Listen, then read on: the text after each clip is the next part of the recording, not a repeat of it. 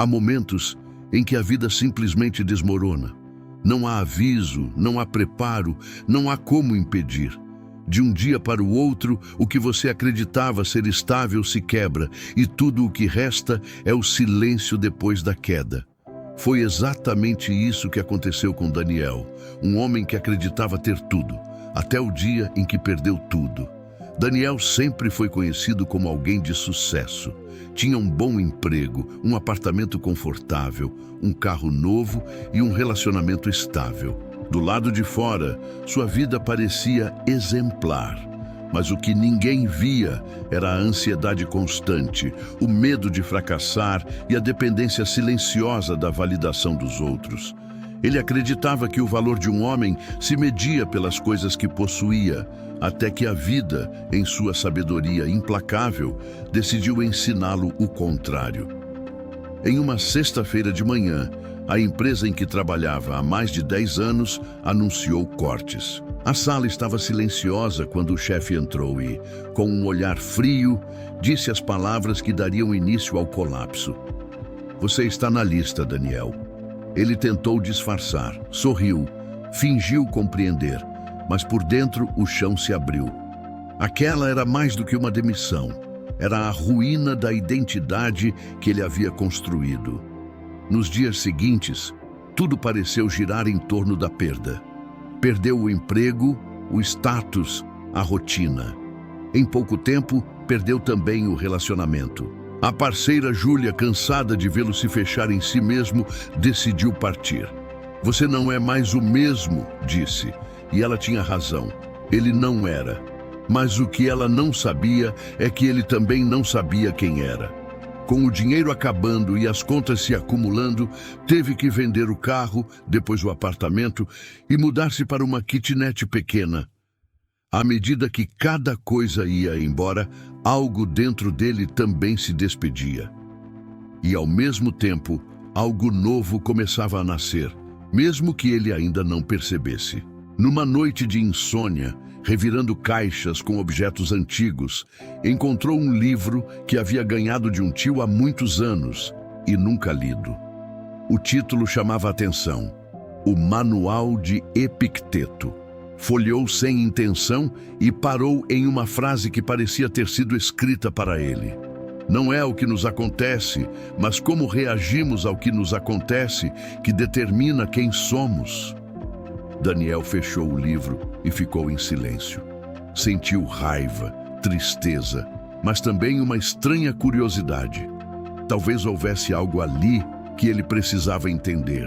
Nos dias seguintes, começou a ler cada página com calma. Descobriu que os estoicos acreditavam que tudo o que perdemos era apenas emprestado, que nada é realmente nosso, exceto nossa capacidade de reagir. Essas palavras ecoaram dentro dele como uma nova verdade. Começou a enxergar a perda de outra forma, não como um castigo, mas como um retorno ao essencial. Sem carro, sem status, sem reconhecimento, restava apenas o que realmente importava: ele mesmo. Nos primeiros meses, a solidão o consumiu. Acordava tarde, comia qualquer coisa, evitava contato com amigos, sentia vergonha. Mas um dia, enquanto caminhava por um parque, ouviu um senhor idoso conversando com um jovem sobre Marco Aurélio. "A vida é curta demais para lamentar o que foi perdido. Agradeça por ainda poder escolher como agir." Daniel parou por um instante e ouviu. Quando o senhor percebeu sua presença, sorriu e disse: "Às vezes, perder tudo é a única forma de descobrir quem você é sem nada." Essas palavras ficaram gravadas em sua mente. Naquela noite, ele anotou no caderno: "Talvez a perda seja apenas o início de algo que eu nunca tive coragem de começar." Aos poucos, começou a criar uma nova rotina. Acordava cedo, caminhava, lia um trecho de meditações todos os dias. Aprendeu a cozinhar, organizou o pequeno apartamento e começou a se reconectar com o silêncio. Percebeu que a vida simples tinha um tipo de riqueza que ele nunca havia conhecido. Mas o verdadeiro teste veio quando um antigo colega de trabalho o encontrou e perguntou: Então, você ainda está desempregado? O tom carregava pena e arrogância. Por um instante, Daniel sentiu o velho orgulho ferver dentro dele. O desejo de provar que estava bem, de se justificar. Mas respirou fundo e respondeu apenas, sim, e está tudo bem. Naquele momento, entendeu o que Sêneca quis dizer ao afirmar que quem perdeu tudo, nada mais tem a temer. A liberdade começou a nascer dentro dele, silenciosa, estável. Percebeu que nada o prendia mais, nem a necessidade de agradar, nem o medo do julgamento. Com o passar dos meses, as coisas começaram a mudar de forma inesperada. Ele encontrou um pequeno trabalho temporário ensinando filosofia para jovens em um centro comunitário. No início, não acreditava que pudesse inspirar alguém, mas à medida que falava sobre autodomínio, aceitação e virtude, via nos olhos dos alunos a mesma dor e o mesmo anseio por sentido que um dia o consumiram. Aos poucos, foi descobrindo um propósito. Percebeu que, ao falar sobre o que havia aprendido com a perda, também curava a si mesmo. E então, pela primeira vez em muito tempo, sentiu que estava onde deveria estar. Certo dia, um dos alunos perguntou: "Professor, o senhor ainda sente falta do que perdeu?"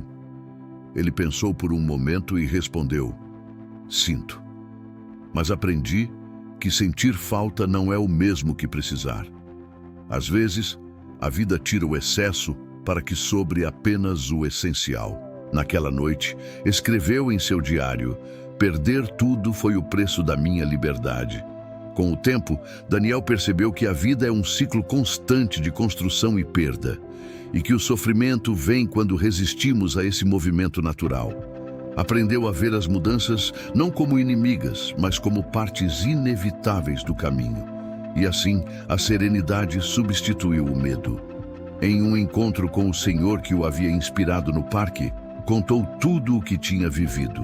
O homem sorriu e disse: "Você entendeu a essência. O estoicismo não ensina a evitar a dor, mas a transformá-la em sabedoria." A partir daquele dia, Daniel passou a registrar suas reflexões em vídeos curtos. Falava sobre como a perda o ensinou mais do que o sucesso jamais ensinara. Aos poucos, as pessoas começaram a se identificar com suas palavras. Mensagens chegavam de desconhecidos, agradecendo pelas lições.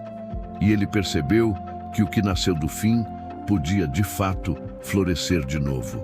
Um ano depois, olhou para trás e viu o quanto havia mudado.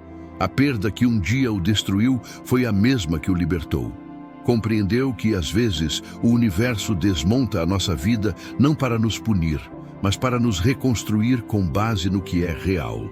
Agora, quando algo o desafia, ele lembra das palavras de Marco Aurélio: "O que impede o caminho torna-se o próprio caminho. Cada obstáculo é uma ponte, cada perda, uma lição, e a cada queda, uma nova forma de se levantar." Um dia, caminhando pelo mesmo parque onde tudo começou, viu o reflexo da sua própria jornada na água tranquila do lago. O homem que antes vivia com medo, agora andava em paz. Entendeu que o poder de perder tudo não está na destruição, mas na libertação. Porque quando você perde o que é superficial, sobra o que é essencial, e o essencial é indestrutível. A vida continuará tirando, mudando, desafiando, mas ele aprendeu que nada realmente importante pode ser perdido, apenas transformado. Daniel, que um dia se sentiu arruinado, agora agradece pela ruína, porque foi nela que descobriu o poder que o estoicismo sempre ensinou. Não é o mundo que precisa estar sob controle, é a sua mente. E se essa história ressoou dentro de você, se você também está passando por um momento de perda, lembre-se, talvez este não seja o fim, mas o início de uma nova versão sua. Escreva nos comentários: "Eu escolho recomeçar." E curta este vídeo, compartilhe com alguém que precisa ouvir essa mensagem e inscreva-se no canal para continuar aprendendo a arte de viver com sabedoria, força e serenidade. Porque no fim, perder tudo não é o pior que pode acontecer, é muitas vezes o melhor que poderia ter acontecido.